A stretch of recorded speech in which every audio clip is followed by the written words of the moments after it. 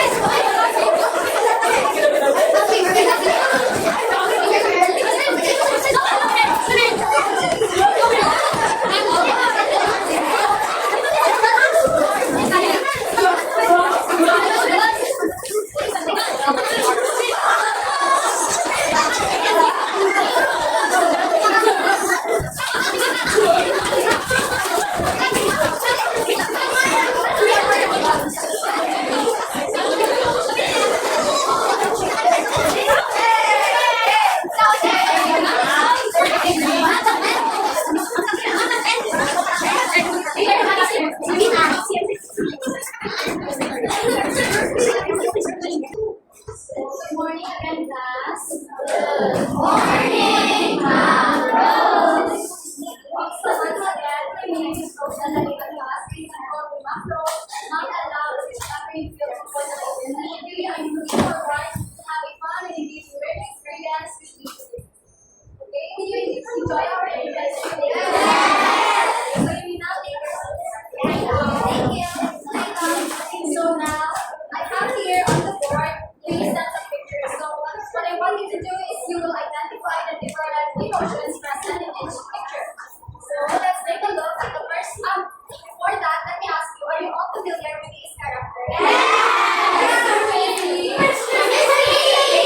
Okay, so you all know that this movie is very fun and expressive, right? Yes! It's very famous for making other people happy. Okay, so now let's take a look at the first picture. So what emotion do you think Mr. Bean is showing in the first picture? Yes? Happiness. How can you pronounce your name? Gabriel. Yes, Gabriel. Happy. Happy. Very good. Any other answers? Yes. Shock. Okay. What else? Yes, Theodore. Excited. Excited. Okay. Very good. Are there more? Yes. Interested. Okay, so now we all know that Mr. Bean is happy in the first picture. So what specific observations can you observe from the picture? How do you tell that he is happy in the first picture, class? Yes, Margaret? He's smiling. He's smiling. Okay, what else? Yes, okay. Yes, Margaret. Positive. He's feeling positive. Okay, so what else? Based on these facial expressions. Yes, Harry. Okay, facial expressions. Okay, very good. So now let's have the second picture. Let's have Porky. Yes, related. Okay, yes, John. What? Come again. Annoyed. Okay, what else? Yes, the white box. Yes. Okay, what else? Yes, Pia. Disagrees. Okay, any other answer? Yes, Ramsey. Is off. Okay. What else? Discuss. Yes, unrest. What? There's okay, so what do you do when you when you scratch your neck? Okay, scratch your neck. What do you think is your emotion when you scratch your neck? You're feeling what? Confused. Yes, very good. So, Mr. B was feeling confused in the second picture. So now let's take a look at the third picture. Yes, Mary-Beth. Sad. Okay, so what specific facial expressions can you observe? How would you feel that he is sad in the photo? He looks like he's crying. Okay, what else? Frowning. Yeah. Happy. Some more answers. Yes, me. Nerd. Broken. Are you relaxing, nerd?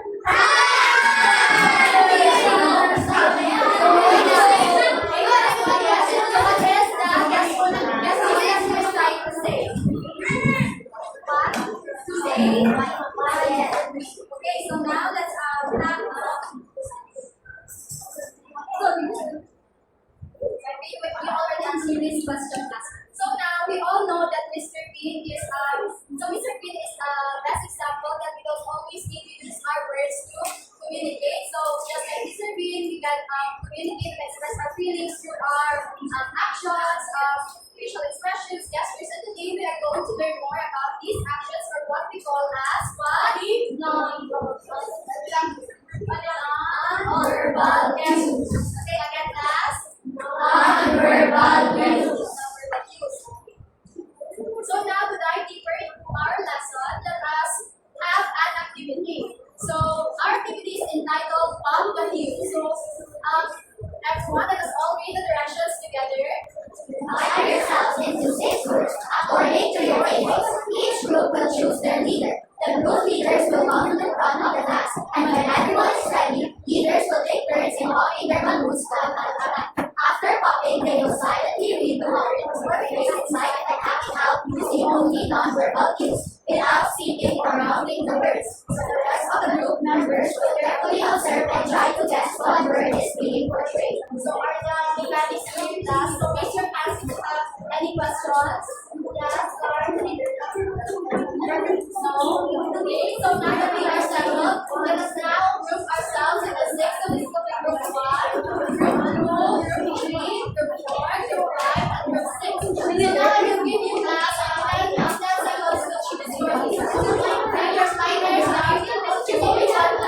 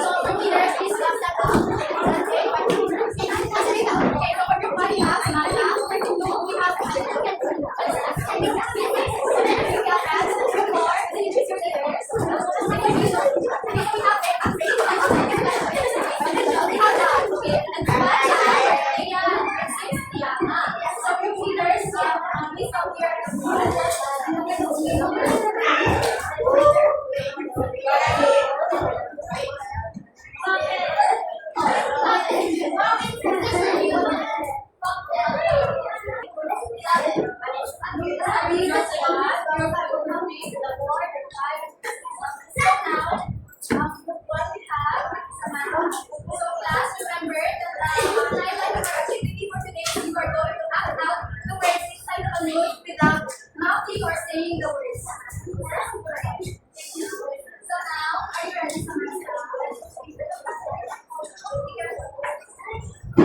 Okay, so now let's all wrap up clap for group 1. Okay. You got your head.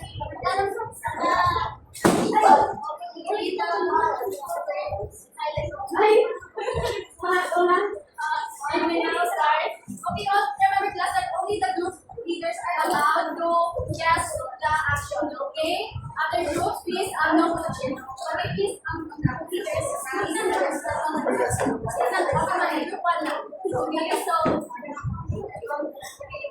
ready to one, ready,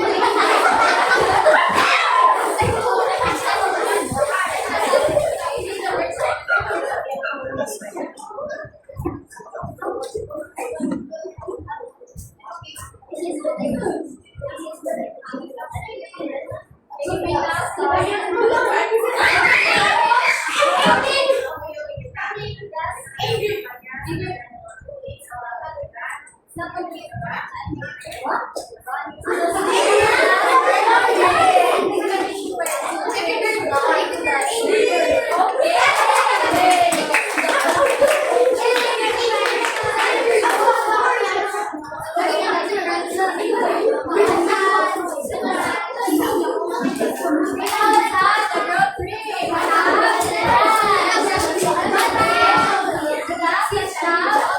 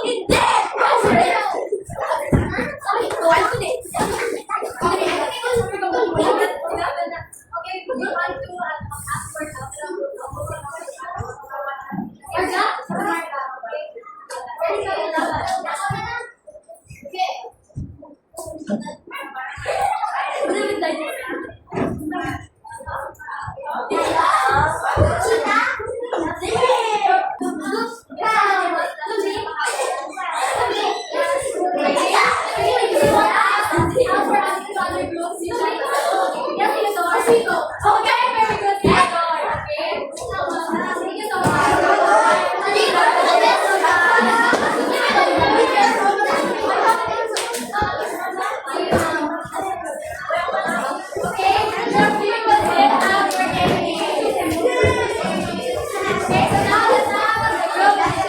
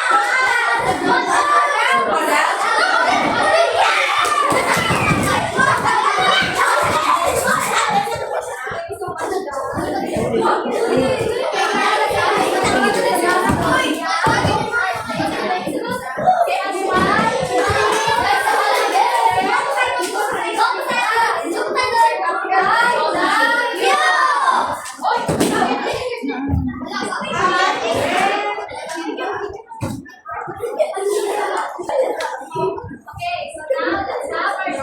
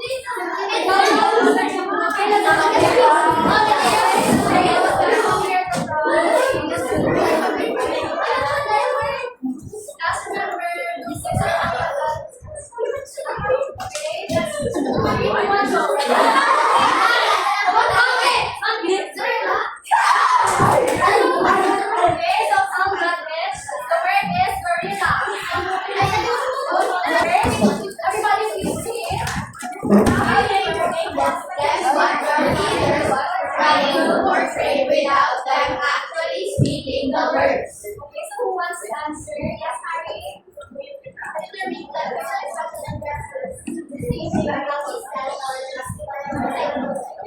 good, Harry. So what else? Any other answers? So based on that, we will look at this. So what is this skill? Have you observed that maybe also have the communication of the words that our leaders are trying to provide? Any other okay, now let's have the second question. Based on our everybody please read.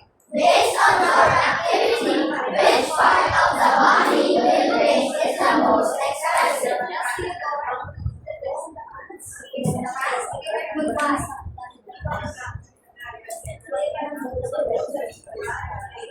Okay, very good. So our face skill expressions in our hands because it can be useful. It can be useful. Okay, very good. Thanks, Taylor. So any other answers? Someone else will ask. Okay. Now, so our activity that we just did are connected to our lesson for today.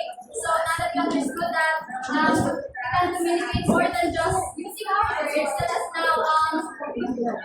now discuss further the significance of these nonverbal cues, how they shape our perception towards others, and by understanding them is necessary for our daily communication.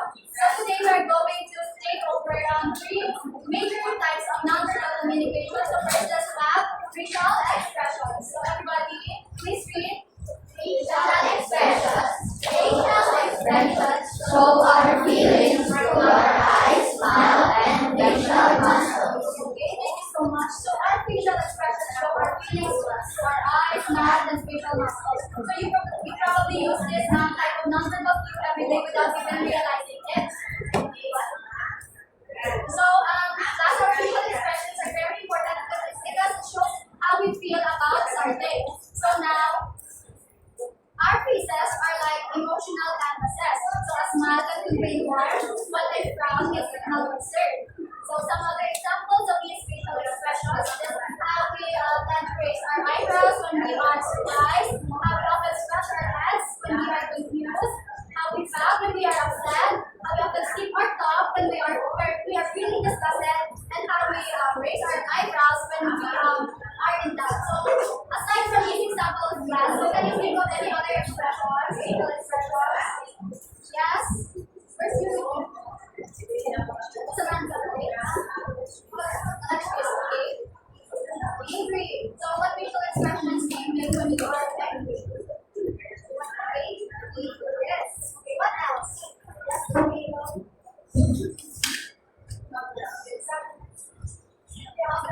do you call this?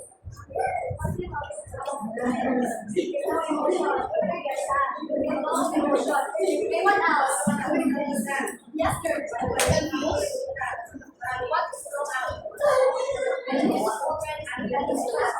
okay, that's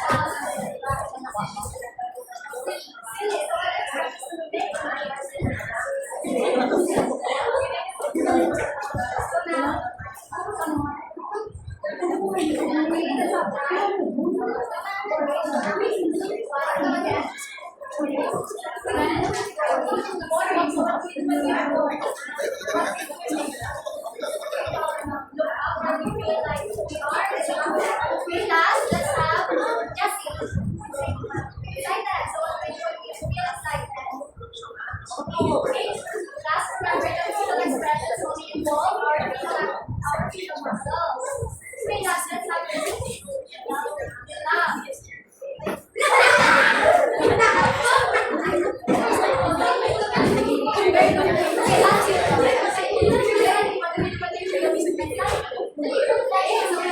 We check our hands.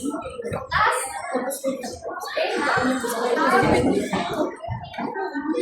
Okay, so our facial expressions last are very important to know in non-verbal communication. So our facial expressions communicate faster than our words. So that's why it's very important that you recognize these facial expressions in order for us to better understand and empathize with the feelings of others. Understood, class? Yes. Purpose 5, how much do you understood facial expressions? Okay, others, do you have questions? Those who are not raising their hands. Now let's have body language. Okay, everybody please read. Body language is the way we use our body to communicate. Our body can send messages about our attitude, confidence, or feelings. Okay, class, body language, the same with our facial expressions. So we often do this everyday without even realizing it. But unlike our facial expressions, we use our entire body to convey or communicate a message.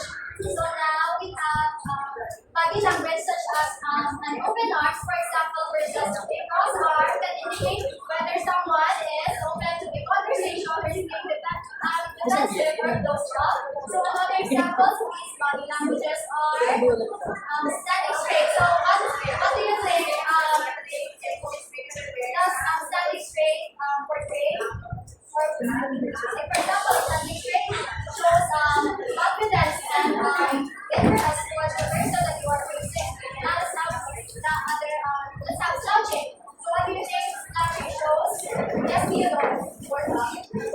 Okay, what else? Yes, very good. Are you tired? Okay, what else? Laziness. Okay, so now let's have leaning forward. So what does leaning forward show? Yes, wow. Interesting. Okay, very good. What else?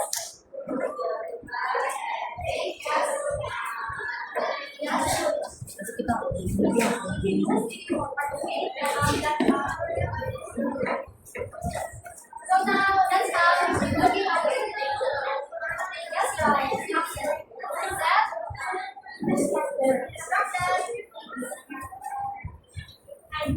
Angry, okay, very good. Nerve, relax. Yes.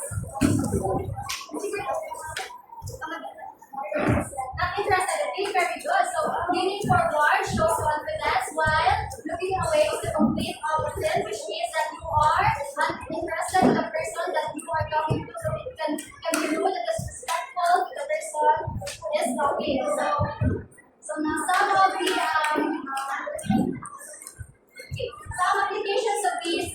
body language inside the classroom setting is leaning forward when listening to the teacher, which shows interest, attention, and curiosity. So it means that you are eager to learn and understand the lesson. So now let's have the slouching. For example, a learner who keeps slouching in their chairs or looking outside the windows instead of looking at the teacher or on the board, which shows that they are distracted and that their attention is not on the lesson. Let's have another example. Looking down or avoiding eye contact. So a learner who tends to look down and always avoiding eye contact shows shyness, nervousness, or lack of confidence. Okay, class, let's look at the picture. So, do you agree that, or do you think that it's right that we laugh at these situations? Is it okay that we laugh when our classmates commit mistakes or is being nervous or feeling embarrassed? No.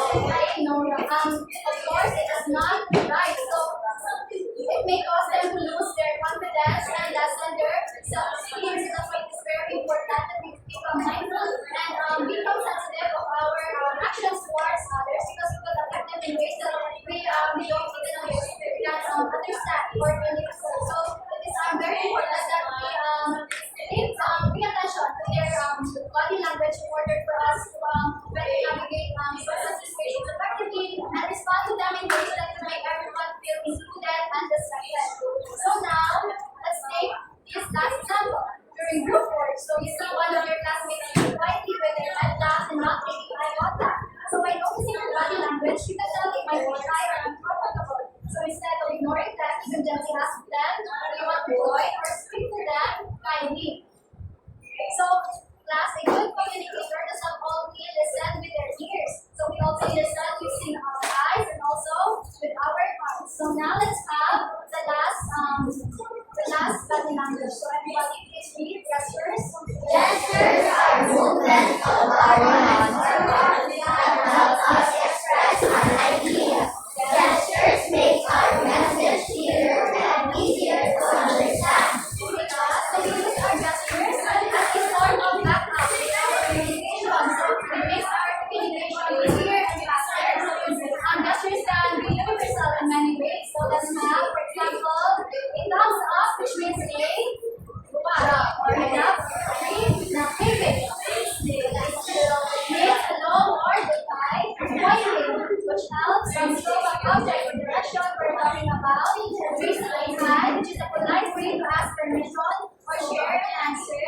And open arms, which means that you are not inviting for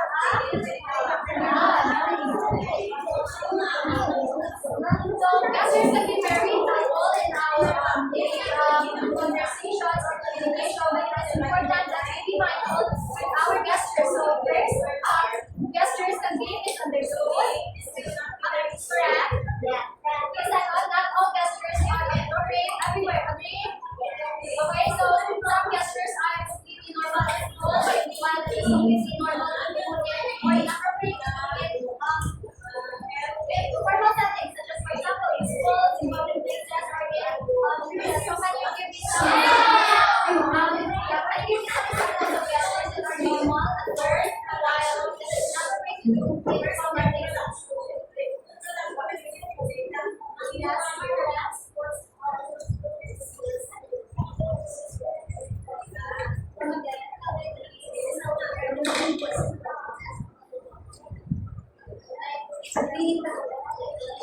so that can be inappropriate, especially when you are at the church, right? Okay, let's have pointing so that you are directly to the person when you come to their faces. Be very good, Jessie. So pointing, so it's not okay to point at someone when you are close to them, but pointing to a stranger might be when you're just not in a switch or disrespectful. Yes, Rob.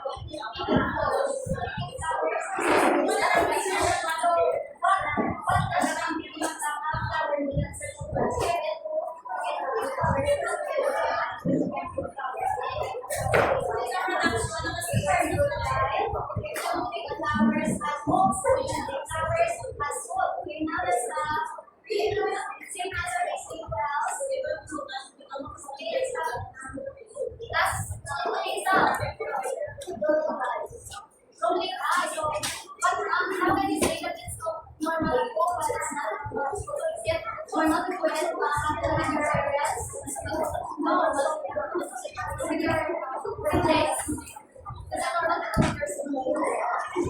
ways it can be informed, even some immortal love language like. A prayer, yun lang Right? sa So we often Sige na tata, may naman, na kayo napakantin. Padayon. Pala sila.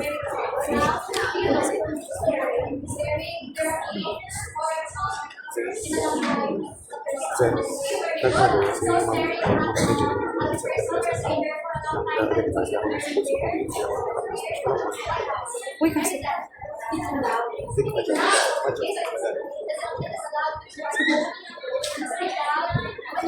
dahil, damo ko man din.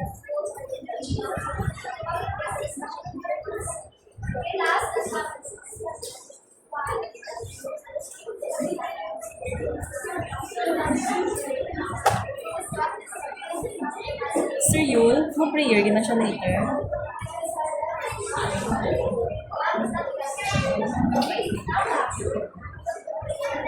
Let's discuss the last of some gestures mean different things in different cultures. So let's take for example, the waving hand gesture, forming a circle using the thumb and index fingers. So everybody, okay.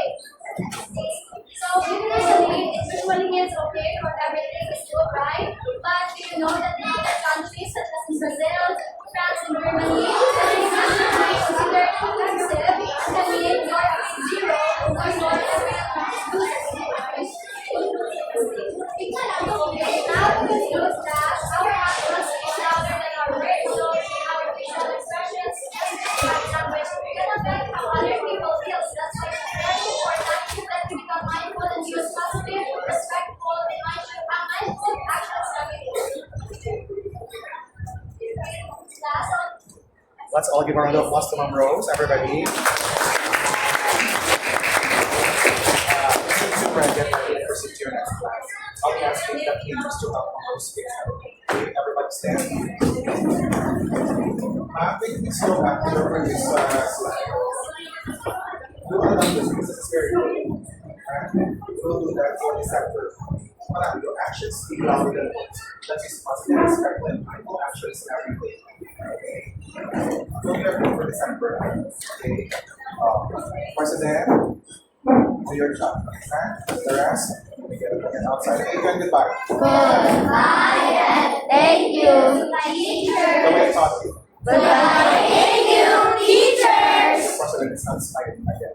Goodbye, thank you, teachers. Don't have X-ray vision. I cannot see through your eyes. Show us your pretty white. 3, 2, 1. Goodbye, thank you, teachers. Silent.